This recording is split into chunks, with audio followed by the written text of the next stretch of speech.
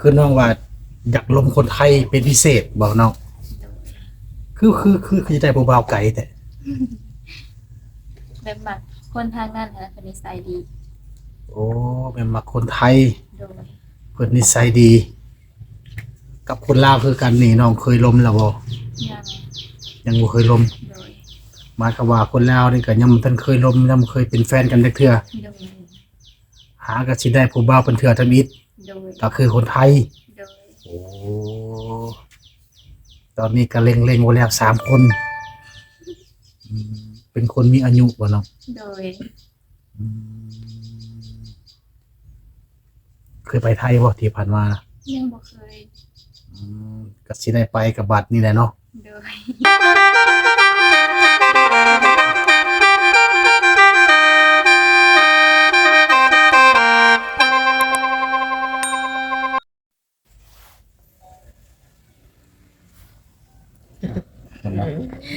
โดย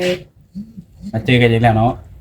โดยสบายดีทั้งนั้นสบายดี โอ้ยสบายดีสบายดีทุกคนทางน้องก็ลืมเลยชื่อน้องฮะหลาน้อยน้องหลาน้อยเนาะโดยน้องหลาน้อยทุกคนก็คือมาเจอกันอีกแล้วในมื้อนี้เนาะ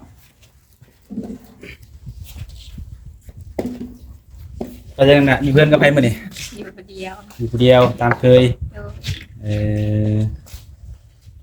บ่ได้ออกไปทางใดบ่จ้ะบ่ได้ไปอยู่กันเพื่อนเนาะโดยสไตล์แต่คนคนเดียวก็ใส่ก็ได้เนาะ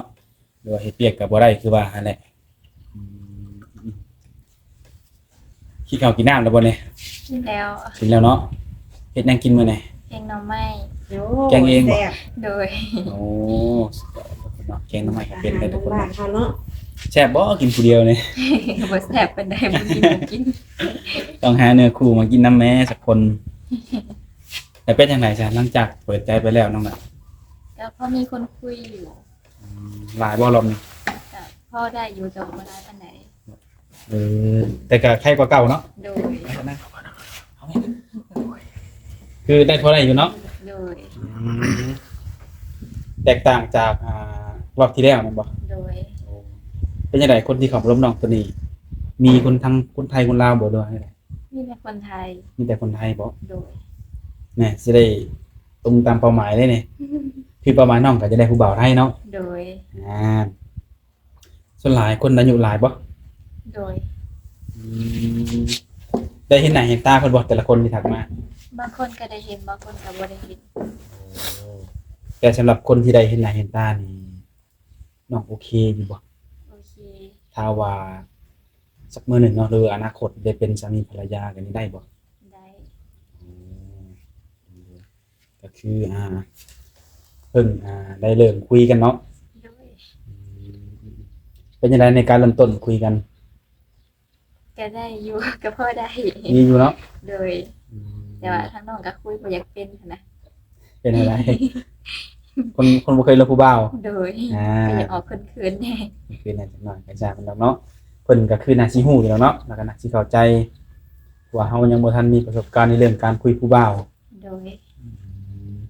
แต่ว่าเพิ่นตอบเพิ่นแชทมาก็ได้ตอบเพิ่นอยู่บ่ได้ตอบคนที่โทรมาได้สู่หน้ากล้องเพิ่นอยู่บ่โดยยันว่าอายบ่ลบหน้ากล้องจังซี่นะก็ถือว่ามีแต่คนไทยเนาะอ๋อสิได้ผู้บ่าวไทยสนใจคือเพิ่นว่าแหละทุกคนแต่ว่าใช่เป็นสามีเลยบ่นี่ก็ต้องมาลุ้นอีกเทื่อเนาะโดยในตอนคนที่คุยมาหาน้องเนี่ยมีบุคคลที่ถึกใจน้องที่น้องเห็นแล้วมีหมดจักคนถึกใจตอนนี้ประมาณ 2-3 คนนี่แหละแต่ว่ายังเลือกบ่ได้เนาะแบบยังตัดสินใจบ่ได้นะต้องลองคุยกันเบิ่งโดนๆก่อนโดยแต่ว่าเบิ่งเล็งไว้แล้วเนาะโดยแต่บ่ฮู้ว่าจะถึกไผเล็งไว้เนี่ย3คนต้องลองเบิ่งคุยกันไปโดนๆโดยอันคือน้องว่าอยากลมคนไทยเป็นพิเศษบอกน้องคือใจผู้บ่าวไก่แต่แบบมักคนทางนั้นนะเป็นนิสัยดีโอ้เป็นมักคนไทยโดยเพิ่นนิสัยดี กับคนลาวคือกันนี่น้องเคยลมแล้วบ่ยัง ยังบ่เคยลม โดย หมายความว่าคนลาวนี่ก็ยังบ่ทันเคยลมยังบ่เคยเป็นแฟนกันจักเทื่อ โดย หาก็สิได้ผู้บ่าวเป็นเทื่อทำอิฐ โดย ก็คือคนไทย โดย โอ้ตอนนี้ก็เล็งๆไว้แล้ว3คนเป็นคนมีอายุบ่เนาะ โดย อืมเคยไปไทยบ่ที่ผ่านมานะ ยังบ่เคย อืมก็สิได้ไปกับบัตรนี่แหละเนาะ โดย สิได้ไปอยู่เลยแล้วบัดนี้บ่คือเล่นไว้เป็น3คนเนาะ โดย ก็คือจังซี่แนวน้องหลานเนาะคืออ้ายมาในมื้อนี้อ้ายมาต่างหน้าหนุ่มโสดผู้หนึงเพิ่นก็มีอายุหลายก็เลยอยากมาถามน้องออกสื่อเลยเนาะ โดย เพิ่นอายุ65 ปี เป็นคนไทย แต่ว่าเป็นงานอยู่ทางไกลนี่นะน้องหับได้บ่อายุ65 ปี ได้ บ่หล่อบ่รวย โดย แต่ว่าบ่กินเหล้าบ่สูบยาบ่มีโรคประจำตัว โดย แข็งแรงดีนะ แต่ว่าคือเพิ่นบอกว่าเพิ่นนี่สามารถดูแลน้องได้ถ้าว่าเป็นไปได้แบบได้เป็นสามีภรรยากันนะคุยได้เนาะอายุ65เนาะ โดย เดี๋ยวสิติดต่อให้เดี๋ยวคุยกัน แต่ว่าเรื่องความเข้าใจนี่แล้วแต่น้องกับอ้ายเพิ่นเนาะ โดย คือในมื้อนี้อ้ายเพิ่นก็บ่ได้ให้อ้ายบ่ให้ทีมงานเฮาเนาะมามือเปล่าเพิ่นก็มีน้ำจิตน้ำใจมานำมื้อนี้เนาะโดยทุกคนเพิ่นก็ให้ทางทีมงานเอาซื้อเครื่องของมาฝากมาต้อนเนื่องจากว่าอ้ายเพิ่นเป็นหัวน้องนี่แล้วก็ผ่าตัดเนาะ โดย อยู่ในช่วงพักพื้นเนาะช่วงนี้เนาะแต่ผู้ว่าซื้อมาน้องสิกินได้หรือบ่เลยเนี่ยอาจจะได้อยู่ดอกมันบ่ โดย เดี๋ยวขออนุญาตมอบให้ก่อนเนาะอันนี้คือเป็นน้ำเล็กกระซอยเนาะ โดย แพ็คหนึ่งแล้วก็หมักไม้หมักเกี้ยงนี่กับหมักแอปเปิ้ลแล้วก็พิเศษจังหน่อยหนึงคือเป็นอย่างนี้เสื้ออันนั้นล่ะ โดย เสื้อนี่ผู้ว่าสิถูกใจหรือบ่ เพิ่นให้เป็นเบิ่งได้บ่เนาะ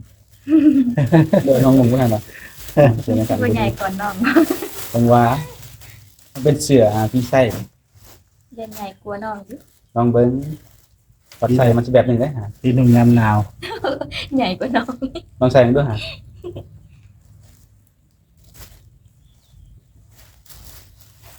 เสือสปริงมันมีสปริงเลยนะ เล่นใหญ่กว่าน้องอยู่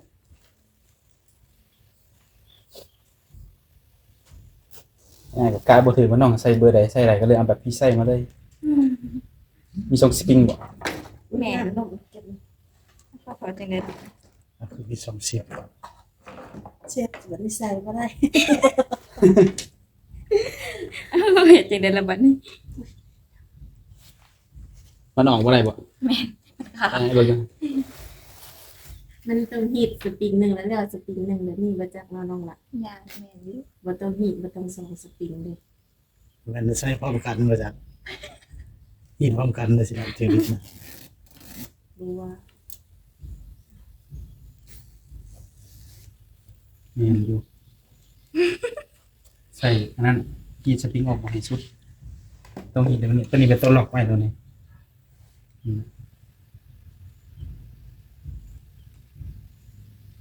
มันน่าจะถอดออกไปแล้วที่บอก คุณเคยเห็นเสือมีสองสปริง ได้ สงสัยตรงนี้สิบแตกเรื่อย เราก็เลยเห็นออกมาเพื่อไป2อันเลยลองใส่เบอร์หนึ่งละใส่หน้าหนาวพอดีนะแขนมันพอดีนะเป็นเสื้อที่ใส่ดีงาม ยามหนาวพอดีเลยยามหนาว ไม่เยอะ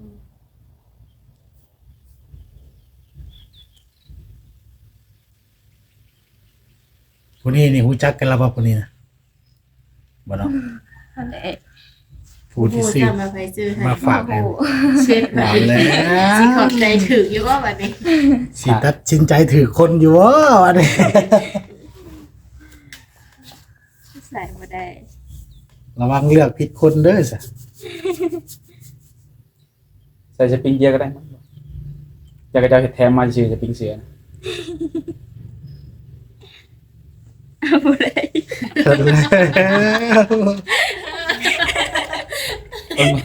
ต้องบอกให้โรงงานเขาเห็ดอันสปริงเดียวเด้อบ่เนี่ยแต่มันใส่ยากนะ อย่างอันนี้เด้ ตึงลงมาให้สุดได้ซ้ำกันดึงแห้ง อุ้ย มันจะเอาชุดเอาเพียงตัวลุ่มไปเลยนะ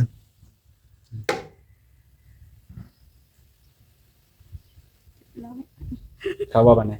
นายบอกกันนี่ ดึงตรงเลยดึงตรง บ่ได้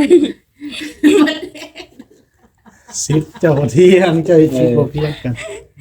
สิว เจ้าเอาลงชุดตัวลุ่ม มันเดี๋ยวจังไปมันน้องล่ะถ้าเกิดมันเที่ยง ได้บ่วัน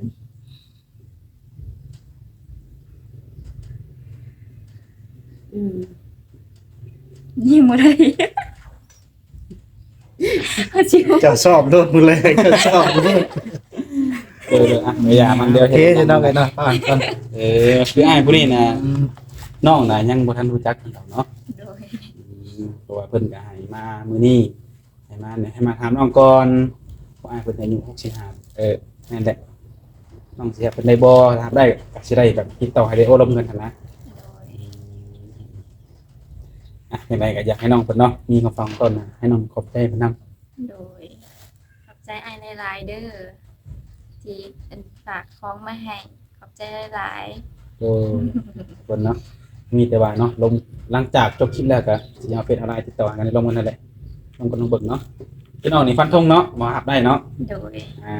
ส่วนเรื่องการโดนกันล้มหรือว่าเรื่องหน้าตาหรือเรื่องนิสัยสิเข้ากันนี่ก็ให้น้องกับอ้ายเพิ่นไปล้มกันนั่นแหละคือว่าเฮาก็บ่สามารถตัดสินใจแทนได้ก็คือว่าแหละเป็นจังไดดีใจอยู่บ่เพิ่น โดย ขนาดยังบ่ได้ล้มกันเนาะ เดี๋ยว ยังบ่ได้รู้จักกันเพิ่นก็เป็นน้ำใจเบื้องต้นมาให้ก่อนเพิ่นว่าคือน้องนี่ที่เว้าว่าพร้อมสละโสดในปีนี้นี่เว้าแท้บ่น้องล่ะ โดย จักแน่เนาะ โดย ถ้าเกิดว่าผู้ชายคนนี้นะผู้ที่ชื่อเกิดไว้น้องเนี่ยถ้าน้องได้ลงพลแล้วนี่ต่างคนที่ว่าต่างว่าพบเข้าใจกันแล้วสักคนอยากมาขอเลยนี่ได้บ่น้อง ได้ แน่นอนบ่ โดย ทั้งแม่เพิ่นอนุญาตหรือพร้อมแล้ว โด บ่ ย โอ้ทั้งแม่เห็นดีเนาะ โดย อืมๆที่เหลือก็เหลือแค่ทางอ้ายเพิ่นเนาะ โดย ว่าจะเอาชนะใจทางน้องเพิ่นบ่หรือว่าจะถึงใจน้องเพิ่นบ่เนาะ โดย หรือว่าบางที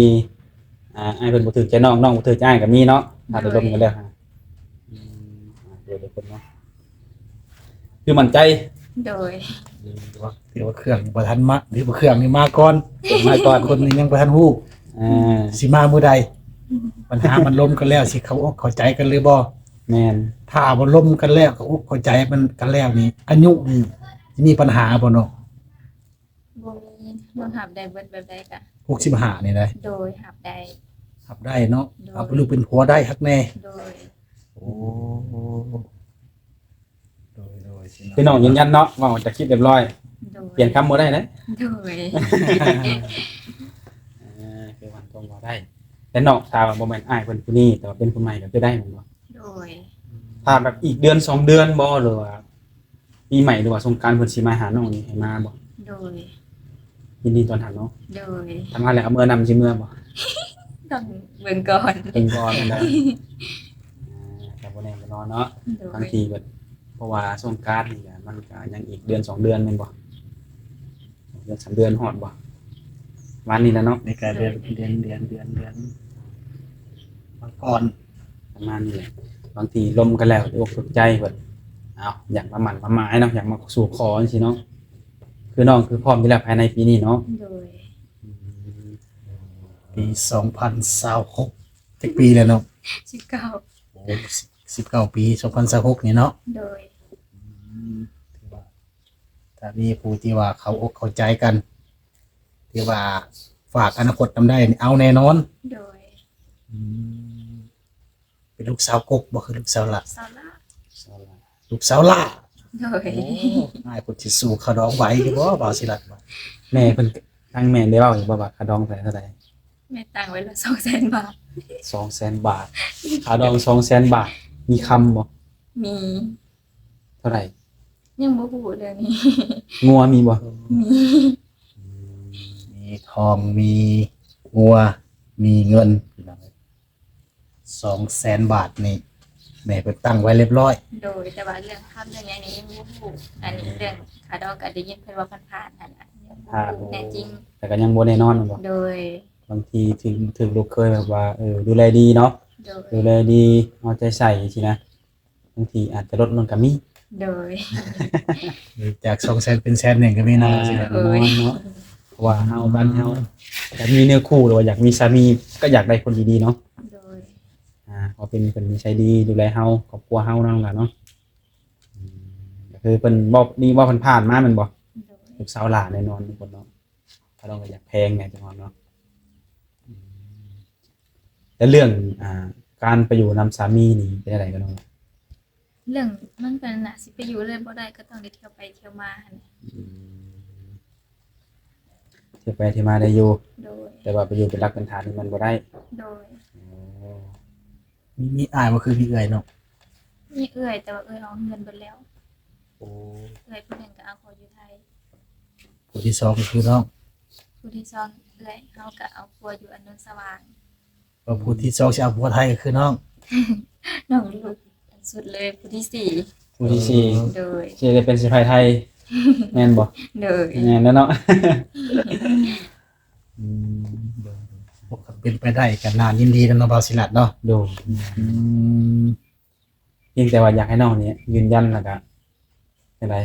คำบอกที่เว้าออกมาเนาะอยากให้มันคงแบบแน่นอนนะ โดย ที่ว่าพร้อมที่จะชนะโสดภายในปีนี้หั้นนะแต่ว่าอะไรว่าสิเป็นหนุ่มคนใดอยู่จังหวัดใดเมืองใดเนาะก็ยังบ่ฮู้ตัวนี้เนื้อคู่ของเพิ่นทุกคนแต่ว่ามีเล็งไว้อยู่อ่า โดย แต่ว่าผู้ที่เข้ามาคุยหลายๆคนนี่มีแต่คนไทยหมดเลย โดย โอ้แต่ก็อยู่ในเป้าหมายแล้ว3หมดบ่10ผู้ที่ทักเข้ามา ฮอดอยู่ ว้าว อืมทักเข้ามาเป็น10 โด แต่ ย แต่เล็งไว้นี่3คนก่อนเนี่ย โดย สายต่ำกันก็มีบ่น้อง บ่สาระมันสิบ่ได้คอยโทร แซดเนาะ โดย โอ้2เซตทันอยู่บ่ กระทันอยู่ ส่วนหลายคุยทางไหน คือทางเสร็จไลน์กว่าแบบโทร ทางไลน์บ่หรือทางอะไร ทางอันไลน์ก็ได้ทางใดก็ได้ แต่ว่าเรื่องเพจนี่ยังบ่ทันแน่นอน ส่วน เป็น ห น้ ลา อง ย ยังบ่ได้เฮ็ดมาแม่นบ่ โดย เข้ามาทางไลน์เนาะ โดย เนาะที่ว่าเป็นสาวโสดอีกคนหนึ่งที่ว่าเว้าความจริงใจ ให้พี่น้อง FC เรียกว่าให้ผู้บ่าวมีความมั่นใจอะนะพี่น้องเนาะที่ว่าอยากสละความโสดนี่เป็นเรื่องจริง ปัญหามันสิมีผู้บ่าวโสดที่จริงใจนำหรือบ่เท่านั้น โดย คือออกมาเปิดใจเท่าพ่อเท่าแม่เพิ่นก็ฮู้ว่าซะเนาะ ฮู้ ฮู้เนาะ โดย ที่ว่าเพิ่นนี่อยากให้น้องนี่มีครอบมีครัว โดย แต่น้องมีเป้าหมายจะได้ผู้บ่าวคนไทย โดย ที่ว่าเปิดใจไปแล้วก็มีชมดังใจที่คิดเมียนมีแต่ผู้บ่าวไทยทักเข้ามา โดย โอเคจะเป็นแบบนี้เนาะก็ ตรง ถือ ตา ว่าม เป้าหมายเนาะ แม่นใกล้สิเป็นจริงนั่นแหละพี่น้องเอ้ย มีแต่ว่าเวลาคำๆแม่คนเข้ามานอนบ้านบ่ โดย ลองถามหยอกบ่ได้แม่ดูเคยไทยต่อค่าสินสอดอะไรนี่ เคยไทยมาลองต่อค่าสินสอดเลยจาก2แสนเลยแสน1ได้บ่ว่าสิเด้อ ลองเซลคนน้องเบิ่งเนาะเซลเนาะเด้อทุกคนเนาะก็คือสิว่ามีแต่สำนักแหละเนาะคือมาในมื้อนี้ก็มาตั้งหน้าน้องโสดอยากจะมาอัปเดตน้องกับแม่เนาะคือน้องบัดแต่ถ้าว่ามีคนในคลิปนี้น้องแล้วก็อยากได้เฟซได้น้องก็อยากได้คือเก่ามันบ่ก็ยังบ่ทันว่าปิดกั้นตัวเองเนาะ โดย ยังเล็งไว้อยู่แต่ถ้าว่าน้องพร้อมมื้อใดที่จะโอ้ลมกับคนนั้นเพียงคนเดียวนี้ทางเฮาสิขอมาสัมภาษณ์ปิดคลิปเปิดเผยได้บ่ โดย ได้เนาะ โดย FC ทักกับมานผู้ขอเป็นแฟนแล้วก็มีแล้วบ่น้อง โดย มีเลยเนาะ โดย ตกลงแล้วบ่ กระบอก มันก็ทำปากเพิ่นเนาะ โดย โอ้สมพอเพิ่นจึงว่าเล็งไว้หลายคนพี่น้องก็ยังบ่ทันหับปากผู้ใดว่าเป็นแฟนเนาะ โดย โอเคเนาะบ่าวศิลัด โดยจะมีแต่ว่าขอให้น้องสมหวังสมหวังตามที่ใจต้องการนั่นแหละเนาะ โดย ให้เป็นสะใภ้ไทยสมใจแต่ขอให้หนุ่มไทยได้เข้ามาก็มีความดีใจเนาะ แต่คือว่าเฮาเล็งไว้หลายคนก็แล้วแต่สุดท้ายก็เลือกแค่คนเดียวน้องล่ะเนาะ โดย เพราะเฮาต้องเลือกแค่คนเดียวเท่านั้นก็อยากให้น้องการตัดสินใจอยากให้น้องเบิ่งคักๆเนาะ โดย เพราะว่าการเลือกนี่น้องเป็นคนเลือกเองตัดสินใจเองเนาะคือว่าใดๆก็ได้เฮาก็สิมาอัปเดตใหม่ๆวันนี้ก็สิได้ขอจบคลิปไว้พอกันในมื้อหน้าเนาะเดี๋ยวสบายดีเนาะ สบายดี